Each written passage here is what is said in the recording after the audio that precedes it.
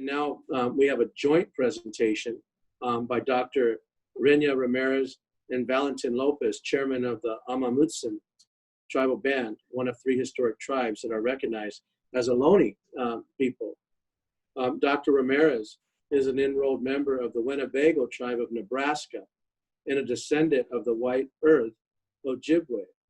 She is a professor of anthropology at UC Santa Cruz. Professor Renya writes about urban Native Americans, Native feminisms, gender, and cultural citizenship.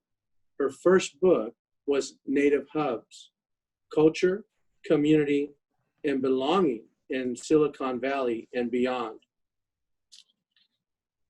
We also have, as a panelist on this, Chairman Lopez of the Amamutsan people, who are descendants from the indigenous people forcibly taken to Mission San Juan Bautista and Santa Cruz.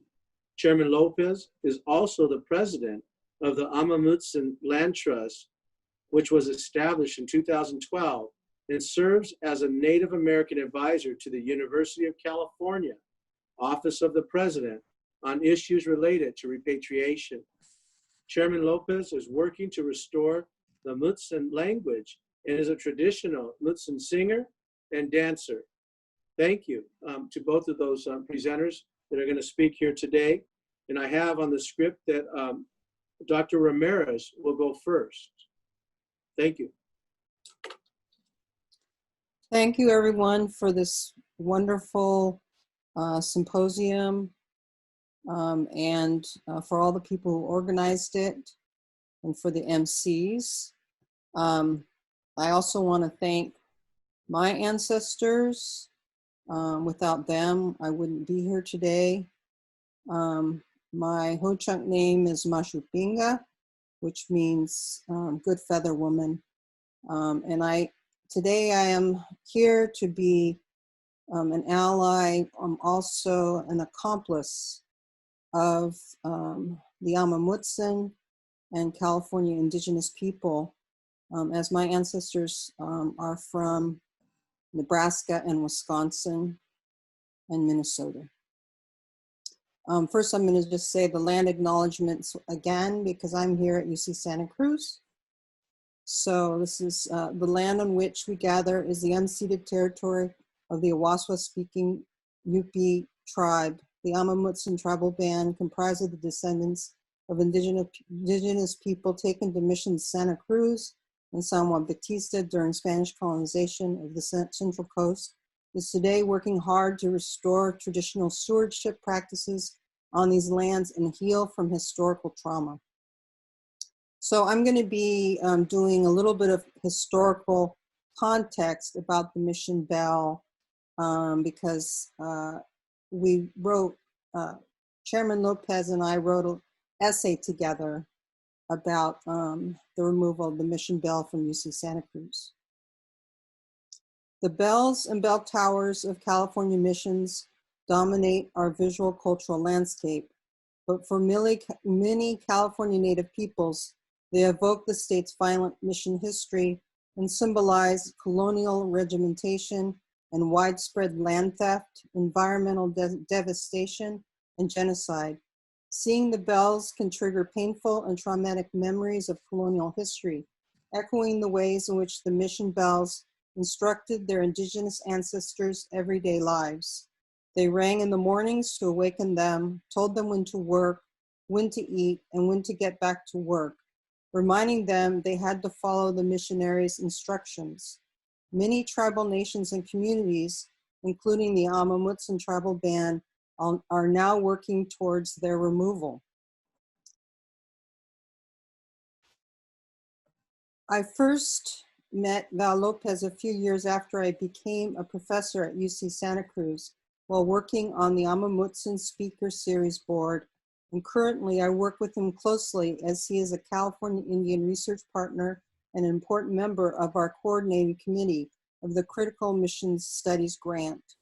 And I just want to say what motivated me to co-write this article was because I had been talking quite a bit to to Amy Lone Tree, who's my colleague here at UC Santa Cruz, that I wanted to be able to honor the work of Chairman Lopez.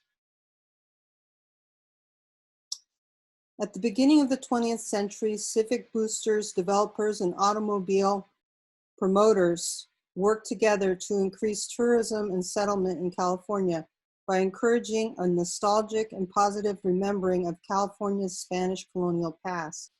The promoters picked a Mission Bell with a shepherd staff to mark and memorialize the route of a California state highway that followed the mythical trek of El Camino Real, or Royal Road, that connected the 21 California missions and 4 presidios and several pueblos from Mission San Diego de Alcalá in the south to Mission San Francisco de Solano to the north, turning the missions into money-making tourist destinations.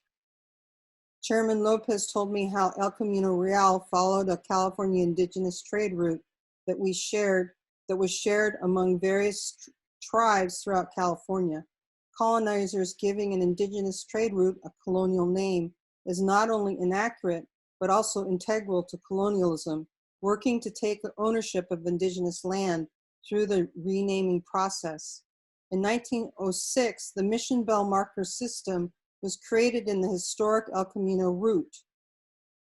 In the original system, Mission Bell markers were to be placed 1 mile apart along the entire length of El Camino Real. Eventually, the California Division of Highways was required to provide upkeep of the Mission Bell system. Caltrans continued to maintain the system when 100 of the original bells remained, and exact replicas were installed to replace damaged bells.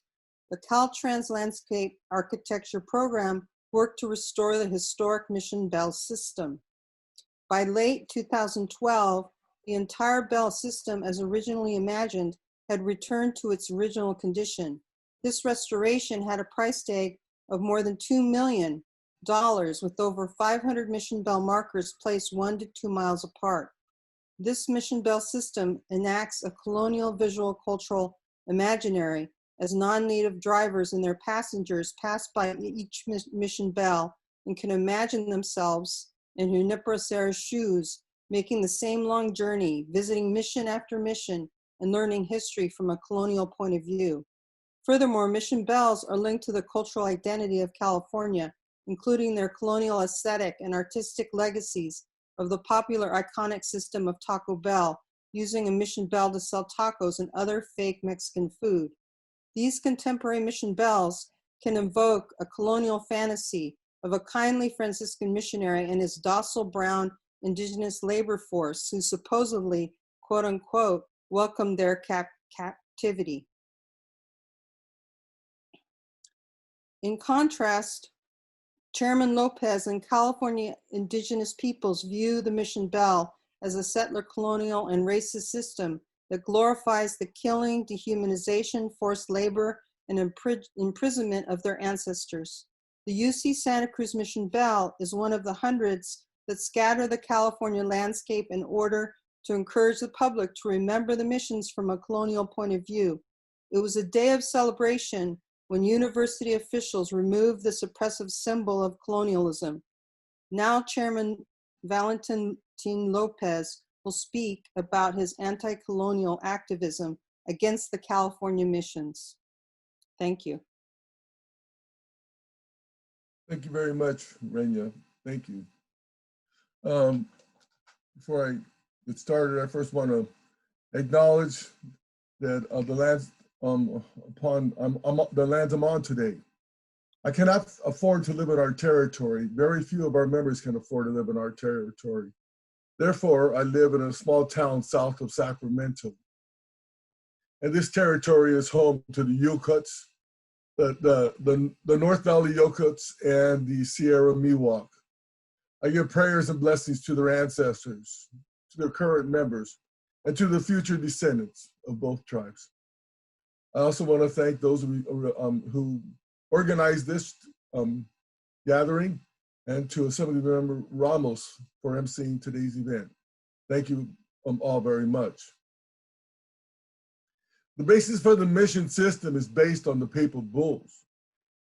that were issued by the popes in the second half of the 1500s. These papal bulls stated that all non-Christian indigenous people had no soul. That's an important one, because if you have no soul, no matter what the church or the state does to you, it is not recognized as a sin. So they can enslave you, they can torture you, they can rape you, they can kill you. And that is not recognized as a sin. So the treatment of the Indians did not matter. The papal bulls also said that all indigenous people were the enemies of Jesus Christ, that indigenous people were to be put into perpetual slavery, that the property and possessions of the indigenous people were to be taken from them. The fourth papal bull signed in pertaining to indigenous people that were devastating was known as the Doctrine of Discovery. That Doctrine of Discovery said that all Christian European nations should go out and conquer, and discover. That's why they say Christopher Columbus discovered America, to go out and discover the lands, the foreign lands, and to claim them for their countries, Spain, Portugal, France, etc., and to claim them for their countries, and to either convert the indigenous people to Catholicism or to kill them. It's that simple. That was a very brutal directive from the Pope. With that moral authority from the Pope to go out and conquer and dominate and destroy indigenous cultures, lands, environments, spirituality, the conquest began. It first went to Africa, and then India, and then Indonesia, and then the Philippines, and then the Americas. During that conquest, well over 1 million, perhaps over 2 million people, indigenous people, died as a result of that conquest. In 1769, another thing about the papal bulls, they have never been rescinded by the Catholic Church. They remain official church doctrine today. They have never been rescinded or rejected by the Catholic Church. And many indigenous people, including myself, have been calling for them to be rescinded and rejected, but those calls called for deaf ears. In 1769, when Sierra came to California, he did not come to evangelize or Christianize the Indians. He came to fulfill the directive of the papal bulls, and that's exactly what he did. In Mission San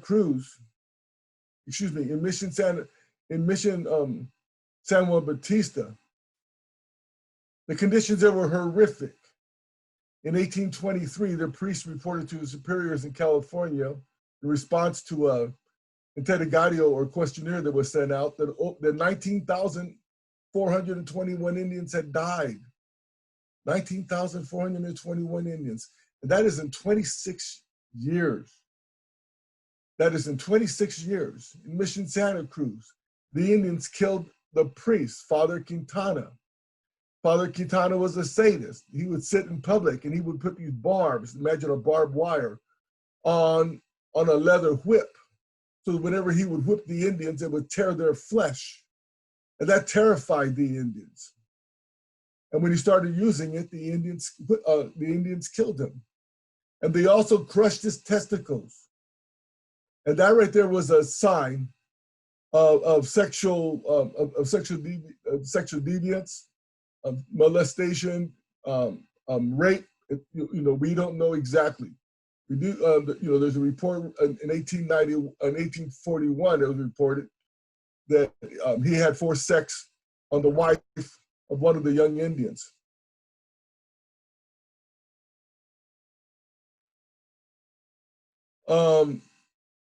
The missions resulted in the death of over approximately 100,000 Indians. They report the deaths at 62,000 died at the missions. But those that died at the missions, but those that died before they got to the missions, The diseases, you know, the missions, the Indians would get disease and they'd run away, they'd run to other tribes and they would infect those tribes. It's estimated that over 100,000 indigenous people died. When the missions were closing, Mariano Payeres, the last presidente of the mission system, wrote to his superiors in Mexico City and said, we have to find a way to explain or come up with an alibi what's happened here. All we have done was baptize, give some commandments, and bury the Indians. And there's no Indians left along the coast of California, and we are going to be judged with slander and scorn. And that's when they came up with the excuse or the alibi that the California Indians came to the mission voluntarily, that they came to the missions to find God, that they came to find a better life, they came to learn agriculture. Those were all lies. Our people did not need any of that. Those were all lies. And so whenever they started developing the school curricula system, they did not go to the Indian tribes to learn about that history. They went to the California missions, and they learned about, and the missions were just so happy to tell them about those alibis that they came up with.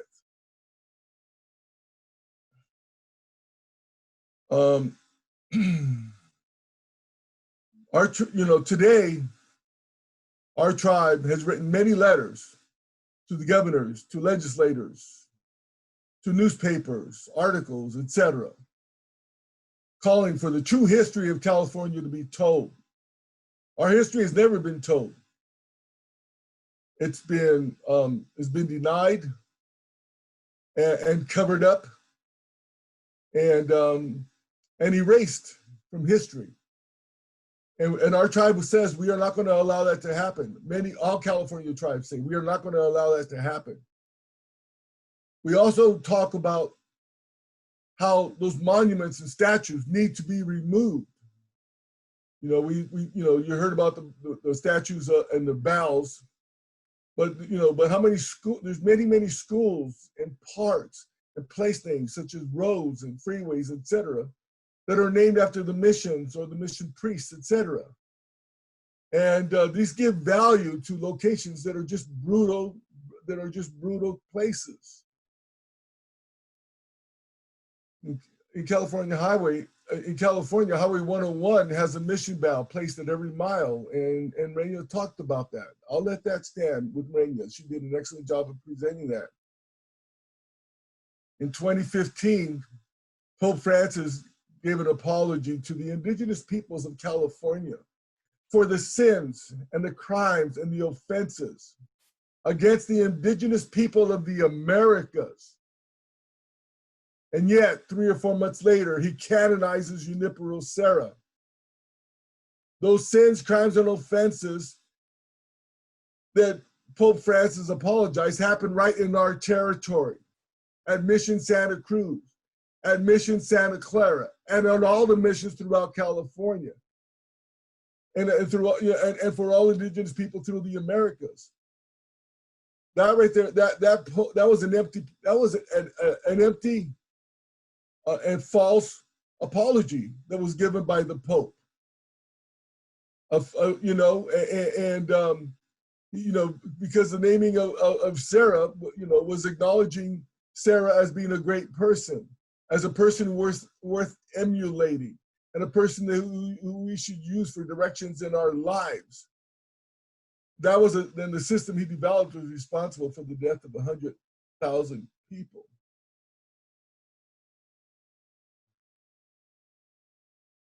The destruction and domination of California Indians never ended. It just evolved. And it evolved to the false histories that we hear today, the symbols of oppression and domination, the destruction and domination of our culture, our spiritual sites, our environments, today our environment, when you look at any landscape in California, you're going for a ride down any highway, 5, 99, 101, Highway 1, you look at the landscapes, they're 95% or more invasives. They're not native plants. Those plants represent our foods, our basketry, our medicines, and other items that were used by our tribe. It's a complete domination. As our people were exterminated, our landscapes were exterminated, our wildlife was exterminated. And those are all just constant reminders. The other thing is now that whenever we drive down those freeways that I mentioned, we see all these remembrances to the mission times. And it's just a constant reminder to the indigenous people. We conquered you, we dominated you, we destroyed you. And they say that with glee. They turn the missions into tourist attractions designed to bring visitors' dollars to the church, to cities, to counties, and to the state, rather than have the missions be dedicated to the remembrance of the slavery, brutality, torture, rape, and death of California Indians, and those, and all those horrendous incidents that happened during mission times, which should be shameful. They are celebrated and revered as a very proud history of California. And the children start learning that at a very early age. We're calling, to call down those markers, to call down the statues, to call down the monuments.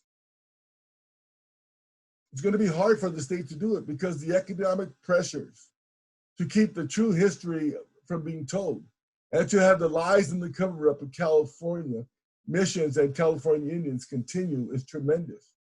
The amount of money and revenue that those missions bring in is essential to many communities. It's time for the truth to be told and for all statues, symbols, and place names to be removed. Thank you, panelists. Thank you for listening. Ho.